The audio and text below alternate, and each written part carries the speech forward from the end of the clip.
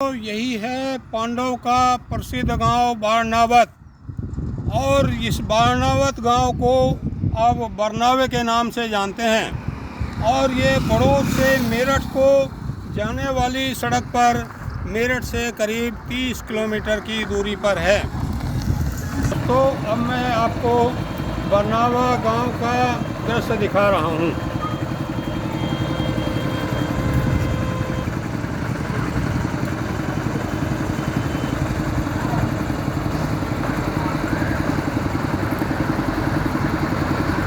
दोस्तों, ये लाक्षागृह का टीला है और लाक्षागृह जाने के लिए ये मुख्य द्वार है।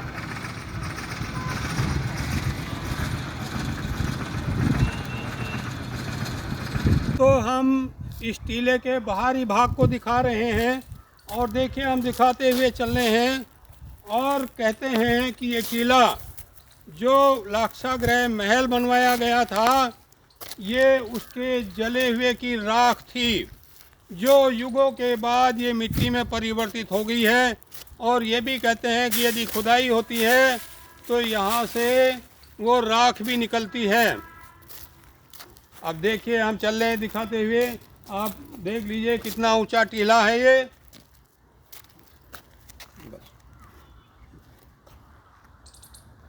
तो अब हम लाक्षागृह के मुख्य स्थल पर आ गए हैं और ये आप बोर्ड देख रहे हैं, ये लिखा है लाखा मंडप।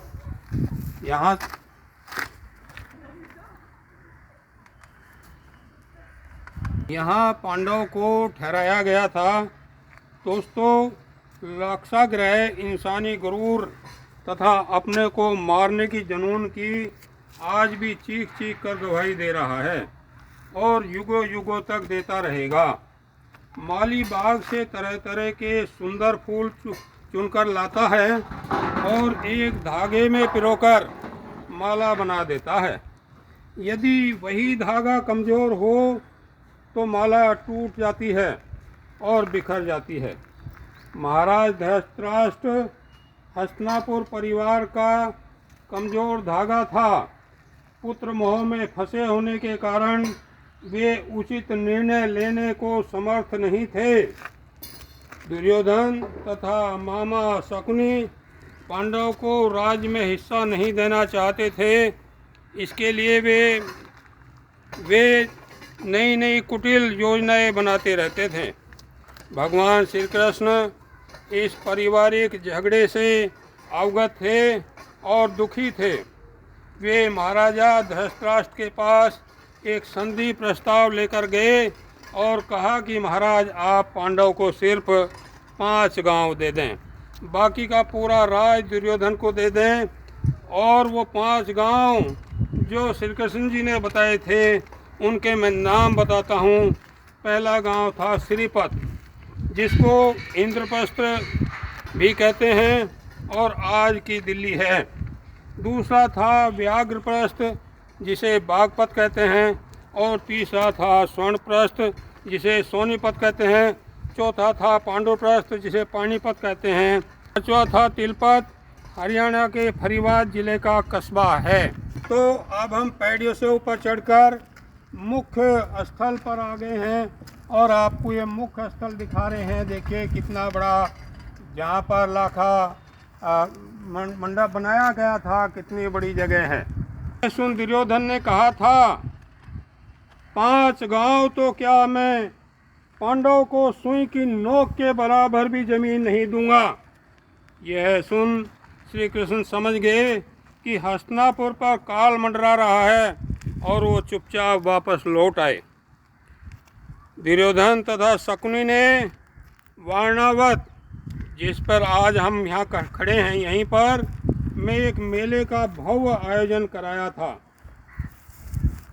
तथा जो एक शिल्पकार था को यहाँ पर एक लाख का महल, लाखा मंडप का मतलब लाख का महल बनाने का आदेश दिया था। यह महल लाख तथा राल, सूखी घास तथा मिट्टी को मिलाकर तैयार किया गया था। दुर्योधन ने महाराजा धृतराष्ट्र से कहा, पिताजी, आप पांडवों को मेला देखने के लिए बारनावत भेज दें। महाराज धृतराष्ट्र ने युधिष्ठिर को बुलाया तथा मेला देखने के लिए वारणावत जाने की आज्ञा दी। योजना से बेखबर धर्म युधिष्ठिर से वह सहर्ष वारणावत जाने के लिए तैयार हो गए। माता कुंती के साथ वारणावत के लिए चल दिए। महात्मा विदुर को दुर्योधन की खतरनाक चाल का पता चल गया था। उन्होंने जाते हुए पांडवों को गुप्त भाषा में कहा कि जब मकान में आग लग जाए तो कौन बचता है?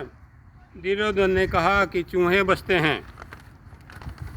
युधिष्ठिर इस बात का मतलब समझ गए, क्योंकि राजाओं की एक गुप्त भाषा होती थी और इसे वे समझते थे। विदुर ने सुरंग बनाने वाले कारीगर को भेज दिया।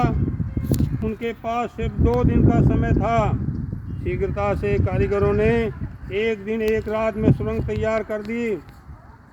सुरंग का बाहर का मुंह हिंडन नदी की ओर खुलता था और दूसरा मुंह पांडवों के कक्ष में खुलता था। दोस्तों, ये वही जगह है, ये वही यहीं पर वो महल था जो लाख का बनाया गया था। यही स्मारक पुरानी याद को ताज़ा कराता है। देखिए, इसको जो है उन्हें जो है नक्काशी करके कितना सुंदर बनाया है। ऊपर की गुम्बद जो है वही पुरानी है। और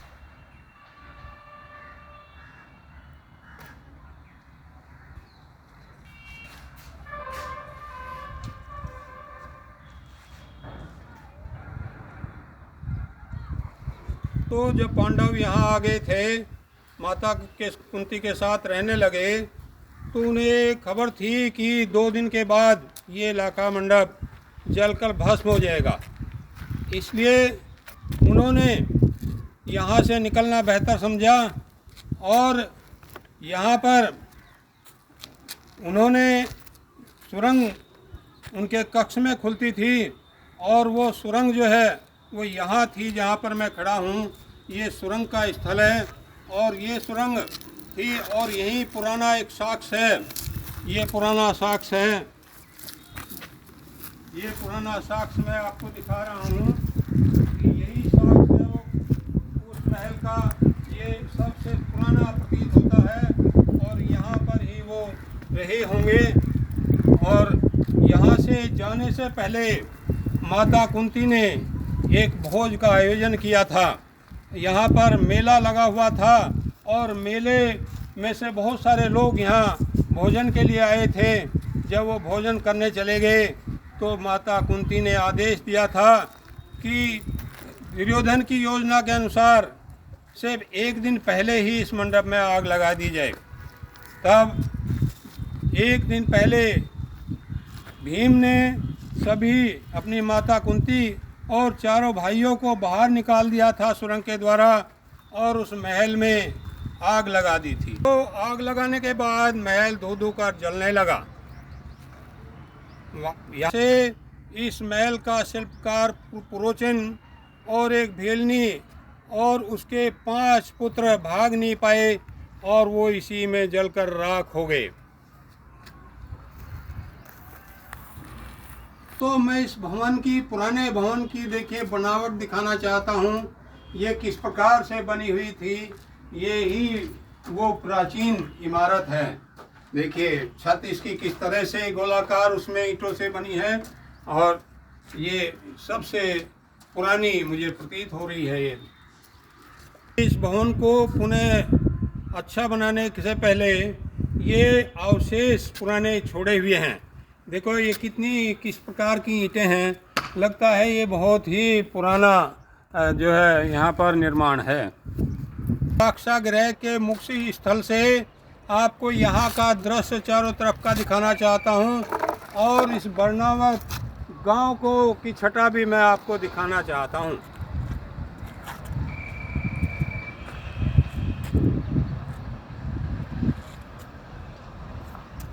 तो मैं यज्ञशाला के पास खड़ा हूँ।